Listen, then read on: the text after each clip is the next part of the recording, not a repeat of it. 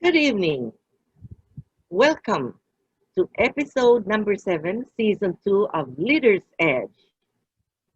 Tonight, we have a special guest who will talk about how Agile transformed companies won amidst the crisis. He is chairman of the Human Resources Group of the World Bank's Vietnam Business Forum, representing chambers of commerce to the government on policy advocacy. His social enterprise creates artificial intelligence machines, learning careers for people with disabilities, and is a global impact portfolio member of the World Bank's Solutions for Youth Employment Consortium. Previously, he worked for PwC and for multinational corporations in global HR leadership roles at head office level.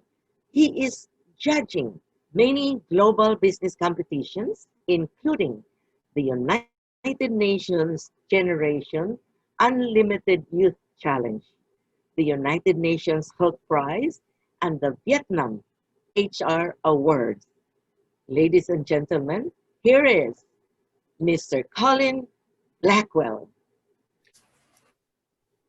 Welcome to the third part of Colin's fascinating way of helping us to become more agile and transform our companies to thrive, succeed, and win amidst this crisis. And this is entitled, So, how do I personally navigate this? Colin? Thank you. So in the first section, we'd looked at the nature of change and technology itself. And then we looked at how this impacts companies. But I suppose we left the best for last. How does this affect us? I mean, it's all very well what happens to countries and companies, but we all worry about number one, ourselves first. So let's really look at what we can do as individuals to maximize our own chances. And again, it's picking up on some of these things, but trying to look at it in a bit more of a specific personal way. So before we discussed, 20% of people do well out of the crisis and adjustment. But let's look at this in a different way. So on this chart, you've got up the vertical axis, cognitive power, and on the horizontal axis, time. And you see this red line going up exponentially. That's the ability of technology and artificial intelligence. And it goes up much faster than humans can adapt. So this big gray area, that kind of triangle looking bit, is human ability to increase their cognitive power. Some people can't at all. So the bottom 40%, that despondent looking chap on a bench there, they've lost their job. Then you've got people way at the top who have got their head around this change. And it's not because they've spent years studying it, there's just an attitude and understanding. They do incredibly well. And you've got this 1%ers on top you often hear about who do spectacularly well because they're right, utilizing and leveraging that technology to its maximum. Now you have some old-fashioned things, the world doesn't change that fast. I've got that cute critter there, the dinosaur with a machine gun.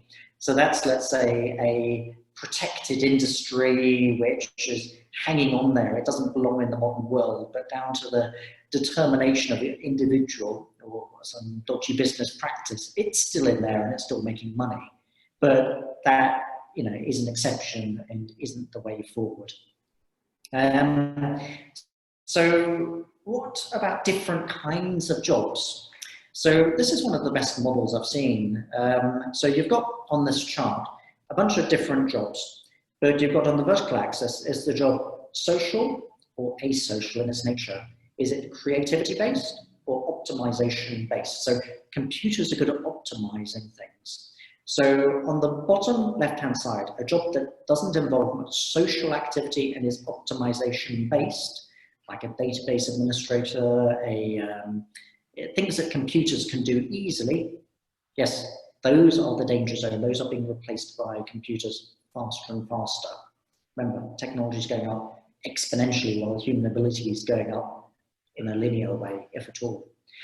Then you have another group which you don't necessarily want to be in. It's called human veneer. So for example, if you go to a 5-star hotel, you walk into the lobby, the computer system in the hotel, because you booked online, it knows exactly who you are, which room you're going in, how you're going to pay, all of that stuff, right? But you've just spent a lot of money on that hotel, so you want a smiley face there. You don't want to be talking to the computer because what your money's worth. So there's going to be a person there who's your smiley face. They don't need to do any thinking at all because the computer's telling them what to say to you, right? So that is not worth very much, and they're not going to be paid very much. So it's a job, you know, it's not a brilliant one. There are other jobs which are more creativity based, but computers are getting better and better at it, and it's a slow creep. Your job's at risk. Then there's a safe zone. So someone like a psychiatrist, you know, could be in any of those. And a lot of roles, like let's say an HR director, it's a broad enough role. It could go in any of those quadrants. So an HR director says, oh, my job is administration. I want to hold on to all these bits of papers and I'm very important because I'm running this process. I'm a gatekeeper. They're in the danger zone. The HR director, who is, you know, this broad-minded, very quick adaptability person, and has started actually stepping up to the mark in the pandemic and actually delivering a commercial value, they're in the safe zone. So, you know, this is, you know, explaining per career, you know, but things move very fast and you can actually move your skill sets to stay within this kind of logic to protect your own job. Now, you know, change is oncoming, and a lot of people, it's human nature to be scared of change, isn't it? We don't like change, we like the comfort of the old ways. But the most dangerous thing you can do when change is rapid and it's happening all around you, you can't stop the change. We're one of several billion people, you know, and the image I want to give here is a rabbit in the headlights. So in Europe, you're driving down a country lane and there'll be a silly bunny and it sees the headlights and just freezes in the middle of the road, and you actually have to be quick enough. You can get out the car and shoo it into the hedgerow, you know, but don't be that bunny. So, you know, that oncoming car is the modern age. You know, your competitors, everyone is doing it. It's not your choice. You can't stop it. It's coming towards you. And the most dangerous thing is you can just be frozen in its path and get run over by it. That's the, you know, the 40% of people who get excluded from the workforce. So the safety is by change. You hop out the way, or, you know, if you were really smart, you'd hijack the car as the bunny and drive it off, you know. That's the 1% of people. So in this pandemic world especially, change is survival, you know. This is the way to see it. It's scary. Life is complex, life isn't easy, I know, but survival, you know, you've got to look out for people. And in the old world, if you were very experienced, you had loads of memorization power, this made you more valuable. But when all the rules are changing and the knowledge base to be deployed is changing all the time, experience can actually be the worst thing if used in the wrong way. So if you knew too many of the old stuff, but you treat it as sacred rules, you're not going to change it because that's your self-ego, and people are questioning your value on this planet if they challenge the way you've done things in the past. Well, really, this is not going to work. Inexperienced, you know, someone fresh out of school or university, still, okay, you're going to miss some life experience to be able to put things in context. But there's a middle ground between the two. And the brain works in different ways at different ages. So in your 50s and so on, for us old folks, you've got crystallized intelligence. So you've got a lot of you know, knowledge of past experience of similar situations which you could deploy for rapid lateral thinking and so on. It's not, you have to use it in a different way. In your 20s, the young folks, they have fluid intelligence. They're more creative, they're more naturally adaptive. But when change goes as fast as it's going at the moment, even people in their 20s get blindsided by it. So I see people in their 20s being transitioned out the workforce. This is new, this never happened before. But the transformation, this jump is so fundamental for a lot of people, even in their 20s. they find themselves out of work and wondering what on earth happened. So age, yes, it's an indicator. Us old folks have to, be a little bit more careful, but so does everyone. This isn't discriminating against any particular age group, but experience, it's great, but it's not the solution in itself anymore during rapid transformation. And, a lot of the old stuff that the computer does, I used to have to do so many manual processes in office and management in the past. I did them well. It was cool. It needed doing. The computer couldn't do it. I'm proud of what I did then. It needed doing, and I did it well. But that was then. I don't need to do it anymore. So actually, I look back on a lot of those tasks. They were pretty dull, actually. You look at an Excel spreadsheet for a week, you're like, oh my God. Now, if the computer can do that in 1 second, it's welcome to it. Let it do it. Don't say, oh, that was my old job. That naughty computer's just taken my old job. No. So if you do that, the computer's going to beat you. And the new normal, yes, it's here to stay. But if you attached your self-ego to that old spreadsheet, and someone says, look, that spreadsheet isn't needed anymore, the computer's got it, you're like, oh my God, this is my reason for being on the planet. You're challenging not just my livelihood and my safety, you're also challenging my self-importance. You're torturing me. This is the worst thing in the world, And then the truth is, the new thinking job, there's actually loads to do that's actually quite good fun. But a lot of people say, no, that's just scary. I'm saying, with the picture of the bunny there, changing protects your career. A lot of people are saying, no, let's wait for the old way to return. It won't return. So, you see this massive difference here between actually what the real message is to understand in the right way. But what human nature, this isn't, people aren't bad, this is just being human to think these, hesitate and things like that. But it's the most dangerous thing you can do. So there's a new factor came in. Before, you always needed intelligence and emotional intelligence, especially how to deploy skills. That's still needed. You still have to be smart. But the most important thing now is this adaptability. And here's one of the psychological models of an upward virtuous cycle or a vicious cycle. So, one of these transformational things will come in, or something will happen like the pandemic. Okay, we don't want it to happen, but it's happened, right? So, okay, I wasn't expecting that. But then you can start going one of two ways. If you go the wrong direction, you'd say, look, oh no, that's a bit scary, I'm not too sure, well, let's wait a bit, wait a sec, waiting is hurting me now, I really don't like it, and then next thing you know, you've lost your job and you absolutely hate it, but you lost the situation. But if you deploy more of these human skills, you're like, okay, I wasn't expecting that, but that's kind of interesting. Let's find out more about it, and well, how can I use that to my advantage? Wait, it's working. Wow, I'm doing well. So you could go either way, and you can go up and down that. But the fact that you're listening to something like this means that you're already on that upward spiral with any luck. You're looking for that information, trying to get your head around this change. And you hear a lot about these 21st century skills, the skills you're going to need to do these things. And yes, you need these foundational literacies. You've got to be able to read and write, sure. You've got to be able to communicate, you've got to have numeracy. I know the computer can do all the calculations, but you've got to sense check it. Did you accidentally put one too many zeros in there? Would you be able to spot that? You still need to understand that. You've got to be able to interact with the computer, but you don't need to code. So you need those functional literacies, but then you need these competencies on top. Curiosity, initiative, persistence, adaptability, critical thinking, creativity, communication. These are the ones that have a value that you're going to get paid for personally already now, but much more so in the world going forward. And this is, the UN and the World Bank, we're doing a lot of work conceptually on this, but I'm trying to bring it to life. What does this mean for you?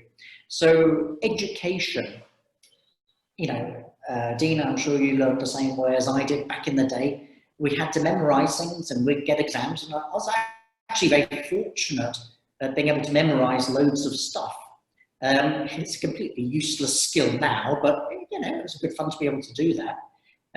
But now I watch my children at school, the way they're learning, and this is, it's not new theory, it's Bloom's taxonomy, but basically they have a scoring system. So they come home with their grades, for their school homework, and the bottom most worst result you can get is just by remembering something. So that's a 1 or a fail, an F, you know? So if you just remembered something without understanding it, you fail. So what we were rewarded by, they would get punished by in the school system now.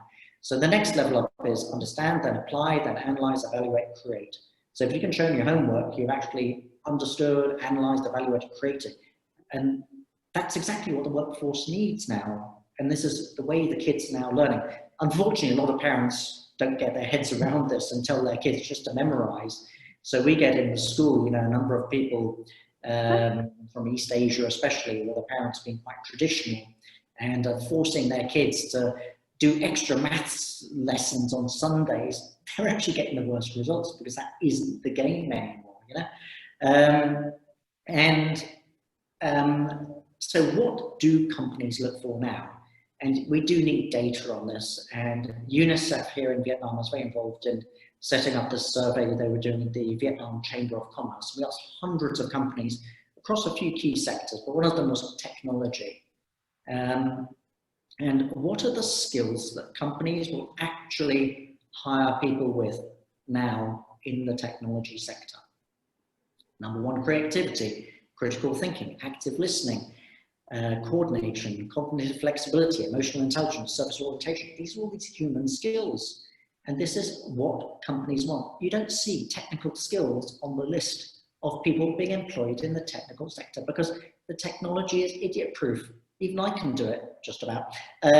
You know, so this is real money. These are real careers being done because of this. This is the way the world works. So you remember back, this list here, creativity, active listening and so on. Go back to Bloom's taxonomy, you've now got education aligned with the workforce.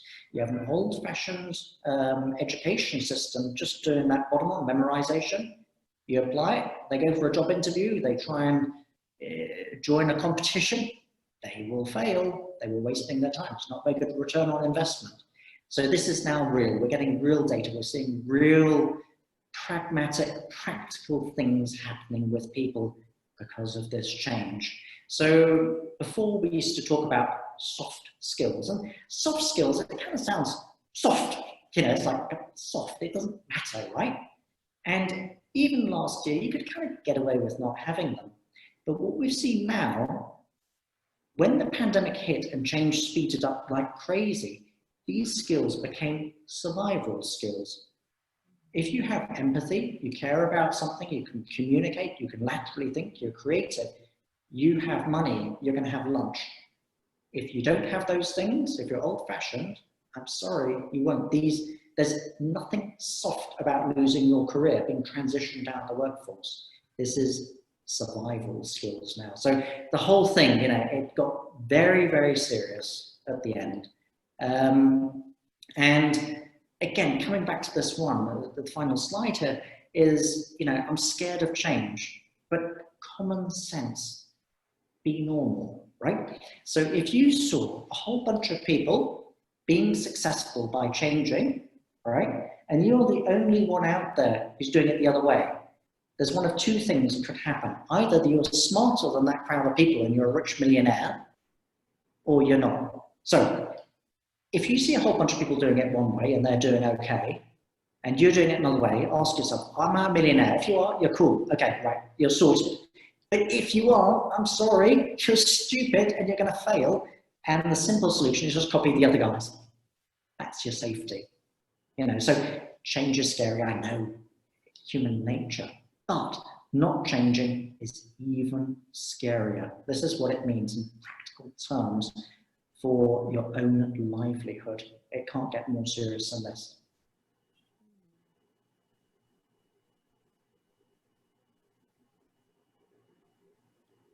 Wow. I say again, it's honestly, after listening to you and seeing this, I believe that indeed spending some time and listening to a learned person is like years of study. Thank you so much, Colin.